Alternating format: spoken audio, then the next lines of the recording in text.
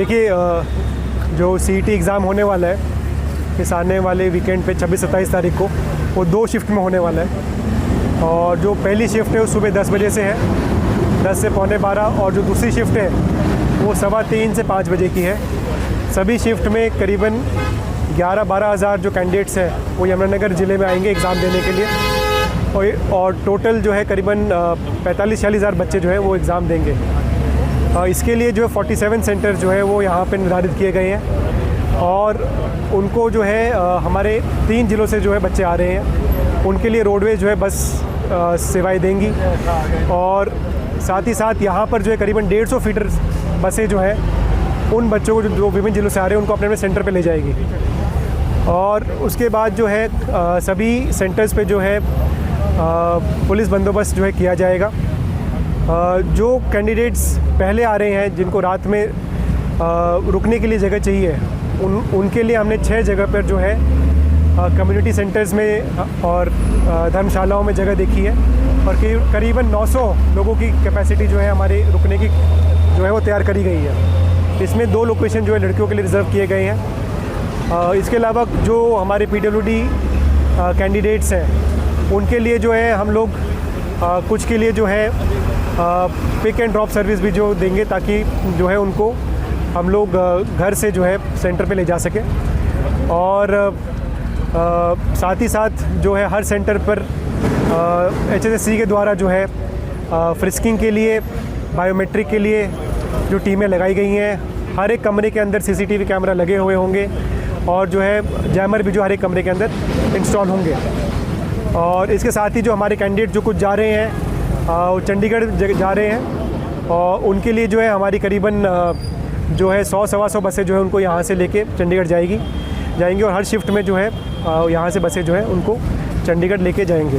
देखिए, हमारा सेंटर मुगल आजम MLA senior secondary school है, जो ब्लॉक ए और ब्लॉक बी में 2 सेंटर बने हुए हैं हमारे पास। जो उसमें एक शिफ्ट में हमारे पास 215 बच्चे ए ब्लॉक में हैं और 215 बी ब्लॉक में। अगर हम पूरा सेशन ले जाएं मॉर्निंग और इवनिंग, तो 215 हो गए आपके 430 बच्चे नीचे रहेंगे ब्लॉक ए में, और 430 ब्लॉक बी में रहेंगे। 2 दिन में कितने बच्चे? 2 दिन में टोटल हो जाएंगे 860 बच्चे हमारे पास हो जाएंगे, दोनों ब्लॉकों में मिला के 1600।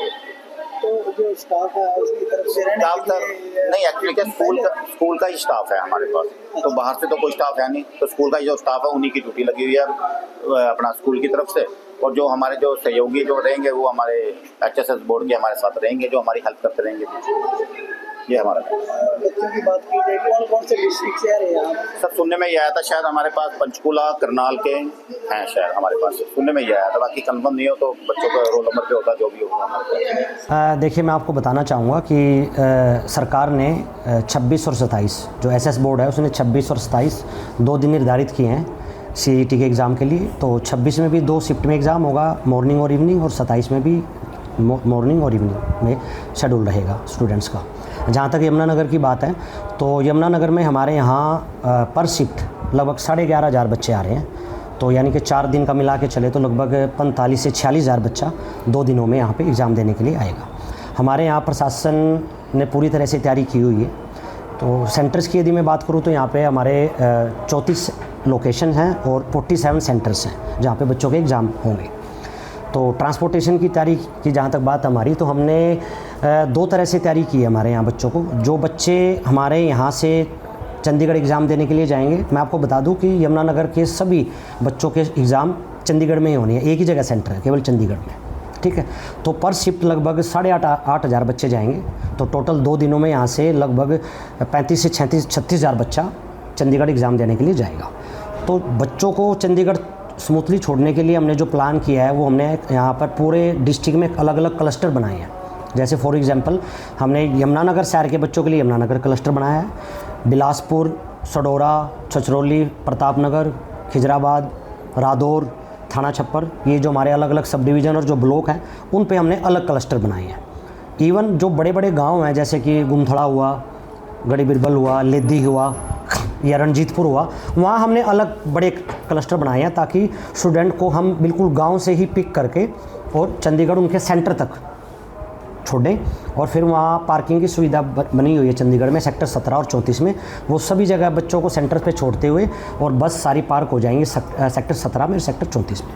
जैसे ही एग्ज़ाम ख़त्म होगा वो बच्चों को लेते हुए और उन्हीं जहाँ से उन्होंने पिक किया था बच्चों को वहाँ उनको छोड़ देंगे। तो ये तो तैयारी है हमारी, जो बच्चों को हमने जो छोड़ना है दूसरे डिस्ट्रिक्ट में। अब हमारा दूसरा जो तैयारी है हमारी वो है कि हमारे डिस्ट्रिक्ट में भी एग्ज़ाम हो रहा है, तो हमारे डिस्ट्रिक्ट्स में भी बच्चे आ रहे हैं एग्ज़ाम देने के लिए। तो उसके हमारे यहाँ डिस्ट्रिक्ट में 3 जगह से बच्चे आ रहे हैं, पंचकुला, चंडीगढ़ और करनाल। करनाल से लगभग पर शिफ्ट में 7000 बच्चे आ रहे हैं और करनाल से 7000 बच्चे पर शिफ्ट में आ रहे हैं। पंचकुला से लगभग 3500 बच्चे पर शिफ्ट और चंडीगढ़ से 950 बच्चे पर शिफ्ट। तो यहाँ भी लगभग 45 से 46 हज़ार बच्चे 2 दिनों में आएंगे एग्ज़ाम देने के लिए। तो यहाँ हमारे जो सेंटर्स बने हुए हैं, तो बच्चों के उसकी जो हमारी प्लानिंग है वो इस तरह से है कि शहर, क्योंकि हमारा शहर कंजेस्टेड शहर है, जाम की स्थिति हो सकती है, 150-200 बसें आएंगी तो यहाँ थोड़ा सा मैनेज करना इम्पॉसिबल हो जाएगा। तो आज ही हमारी डीसी सर से मीटिंग हुई थी, तो हम प्लान कर रहे हैं कि हम जो बाईपास वाला एरिया है, या तो औरंगाबाद वाला एरिया या कैल वाला एरिया, वहाँ हम आज या कल में जगह डिसाइड कर देंगे।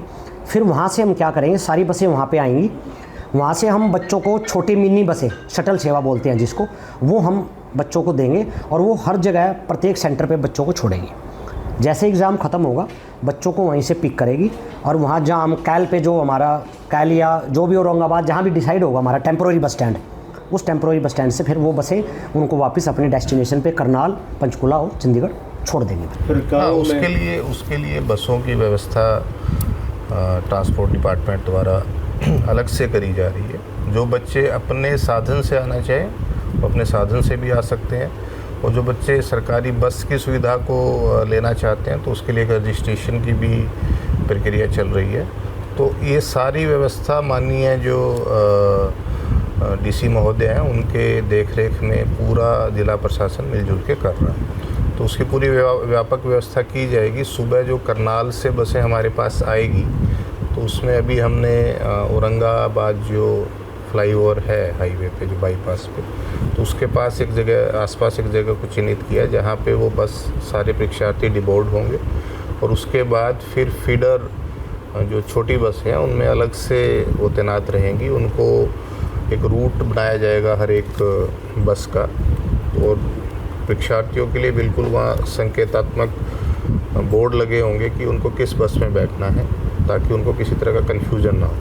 तो पूरी व्यवस्था अभी डीसी साहब और हम मिलके सुनिश्चित करने का प्रयास कर रहे हैं। तो ऐसे ही जो चंडीगढ़ या पंचकुला के जो परीक्षार्थी हैं जो यमुनानगर में आएंगे, उनके लिए फ़िलहाल हमने जो अनाज मंडी है जगाधरी की, जिसमें पर्याप्त पार्किंग स्पेस अवेलेबल है, तो उसको चिन्हित किया है। उन बसों को यहाँ तक ला के और फिर जो फीडर बसेज है वो वहाँ से फिर परीक्षार्थी को परीक्षा केंद्र तक ले जाने के लिए लगाई गई। देखिए 26 और 27 को CET common eligibility test Haryana staff selection commission द्वारा कंडक्ट किया जा रहा है, और यमुनानगर में लगभग 13,000 बच्चे एक शिफ्ट में इस एग्ज़ाम को देने के लिए आएंगे।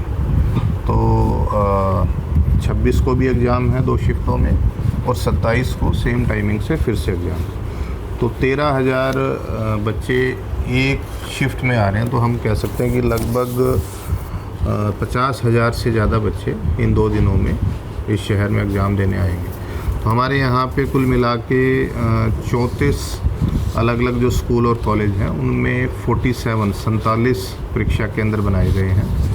तो इन सभी सेंटर्स में ये जो परीक्षा है ये सुचारू रूप से चले, इसके लिए प्रशासन भी, जिला प्रशासन भी और पुलिस विभाग भी पूरे व्यापक प्रबंध कर रहा है।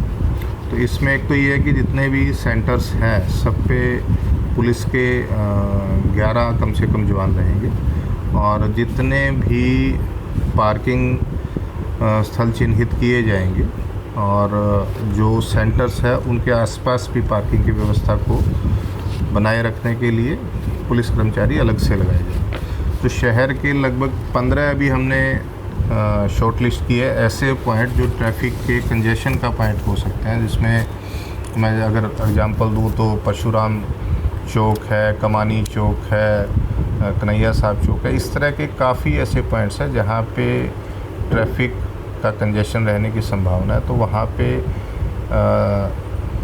हम कोशिश कर रहे हैं कि बिल्कुल जिम्मेवार अधिकारियों की तैनाती की जाए और उनके पास पर्याप्त पुलिस बल भी हो।